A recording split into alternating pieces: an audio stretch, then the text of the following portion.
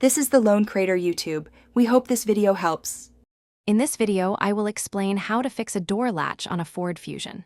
First, we'll diagnose the problem to see if it's a simple jam or a broken component. Understanding the issue is the first step to a successful repair.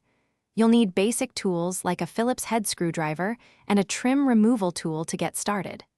This process is straightforward if you follow each step carefully.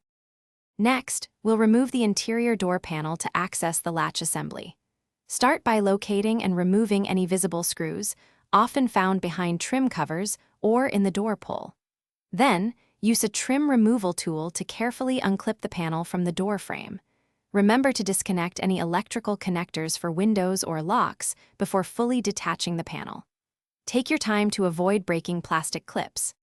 With the door panel off, you can now inspect the latch mechanism. Check the cables and rods that connect the door handle to the latch for any disconnections or breaks. If the latch feels stiff, a good quality lubricant can often resolve the issue. However, if parts are visibly broken, you will need to replace the entire latch assembly. This usually involves unbolting the old unit and installing a new one. Finally, it's time to reassemble everything. Carefully reconnect all electrical connectors and ensure the door handle cables are properly attached. Then, align the door panel and firmly press it back into place, securing any screws and trim pieces you removed earlier. Before you finish, give the door latch and lock a thorough test to confirm they operate correctly.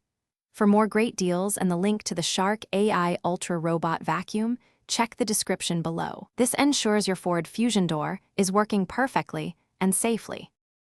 Thanks for watching. Consider subscribing if we helped you.